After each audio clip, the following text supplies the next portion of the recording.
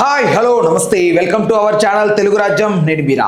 September 2 our deputy CM Pawan Kalyan గారి పుట్టినరోజు సందర్భంగా 12 సంవత్సరాల ముందు 2012లో వచ్చినటువంటి గబ్బర్ సింగ్ చిత్రాన్ని 4K విజువలైజేషన్ కింద కన్వర్ట్ చేసి రేపు సెప్టెంబర్ 2న అయితే రిలీజ్ చేయబోతున్నారు. ఈ సినిమాకి ఉన్న హైప్ మామూలు హైప్ కాదు. అప్పటి నుంచి కూడా ఇప్పటి వరకు ఎలాంటి క్రేజ్ తగ్గని సినిమా.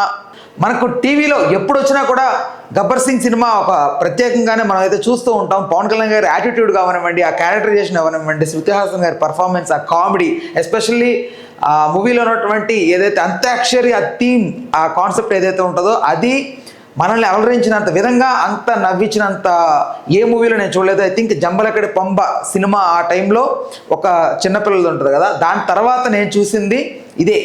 అంతగా అలరించినటువంటి సీన్ అది. అయితే ఈ సినిమా మెయిన్గా హరిశంకర్ గారు రీమేక్గా తెరకెక్కించినప్పటికీ ఎక్కడ కూడా మనకి ఇది రీమేక్ కదా అనే అభిప్రాయం కానీ ఫీలింగ్ కానీ ఎక్కడ రానేయకుండా హరిశంకర్ గారు అదే విధంగా టేక్ ఓవర్ చేశారు. పవన్ కళ్యాణ్ గారు కూడా అంత ఎనర్జెటిక్గా, నిజంగా పవన్ కళ్యాణ్ గారు వన్ మ్యాన్ షో లాగా ఆ సినిమాను మొత్తం ఆడించారు.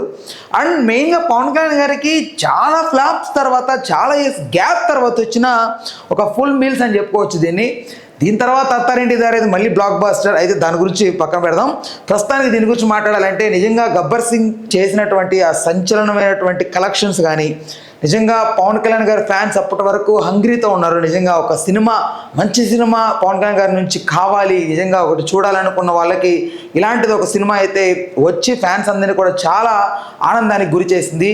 ఐ థింక్ అప్పట్లో ఇది కలెక్ట్ చేసిన కలెక్షన్స్ ప్రాపర్గా చెప్పాలంటే అరౌండ్ 40 to 50 crores వరకు కలెక్ట్ చేసిన సినిమా ఇది. అంటే మీరు అర్థం చేసుకోండి ఎంత ఆ టైంలో అంత కలెక్ట్ చేసిందంటే నిజంగా సినిమా బ్లాక్ బాస్టర్, మామూలు బ్లాక్ బాస్టర్ కాదు. ఐ థింక్ పవన్ కళ్యాణ్ గారికి లైఫ్లో అదే. తర్వాత అత్తారింటి దారేది వచ్చింది, అది చాలా కలెక్ట్ చేసింది, మోర్ దెన్ 60 to 70 crores వరకు కలెక్ట్ చేసిన సినిమా అది. అండ్ ఈ సినిమా మెయిన్గా స్టోరీ వైజ్ ఒకసారి చూస్తే మనం చాలా నార్మల్గా ఉంటుంది. బట్ ఆ క్రియేట్ చేసిన విధానం, మూవీని ఎలా అయితే వాళ్ళ చిత్రీకరించే ఆ టైంలో, ఆ క్రమంలో వాళ్ళు తీసుకున్న కొన్ని ఎలిమెంట్స్ ఏవైతే ఉన్నాయో పవన్ కళ్యాణ్ గారి గ్రేస్కి, బాడీ లాంగ్వేజ్ తగ్గట్టుగా వాటి వల్లే, ఆ గెస్చర్స్ వల్లే మూవీ అయితే చాలా బాగా ఆడిందని చెప్పుకోవచ్చు. అండ్ మెయిన్గా ఫ్యాన్స్ ఎప్పుడైతే ప్రెజర్ తీసుకొచ్చారో పవన్ కళ్యాణ్ మీద, ఆయన మెయిన్గా ఇలాంటి స్టోరీ ఎంచుకొని చేయాలనుకున్నా. అండ్ ఈ సినిమా చేయడానికి గల ఇంకొక రీజన్ కూడా వాళ్ళ బ్రదర్కి సంబంధించి క్రైసిస్లో ఉన్నందువలన, ఏదైతే ఇబ్బందుల్లో ఒక సినిమా వల్ల ఆ ఇబ్బందుల్ని పూడ్చడం కోసం ఈ సినిమా చేశానని ఒక ఇంటర్వ్యూలో కూడా చెప్పారు. ఎట్టకేలకు ఈ సినిమా అయితే 4K క్వాలిటీతో అయితే వస్తుంది. అయితే రీసెంట్ టైంలో చాలా సినిమాలు 4K విజువలైజేషన్ని కన్వర్ట్ అయ్యి వచ్చాయి. అయితే ఇది మాత్రం స్పెషల్ ఖచ్చితంగా. అన్ని సినిమాలు ఒక లెక్క, ఇదొక లెక్క. ఇంక్లూడింగ్ ఇంద్ర లాంటి మూవీ 3 crores కలెక్ట్ చేసిందని చెప్తున్నారు మొన్న. అయితే అది అంత కలెక్ట్ చేసినప్పటికీ దానికి డబల్కి కలెక్ట్ చేసేంత స్టామినా ఈ గబ్బర్ సింగ్ సినిమాకు ఉంది.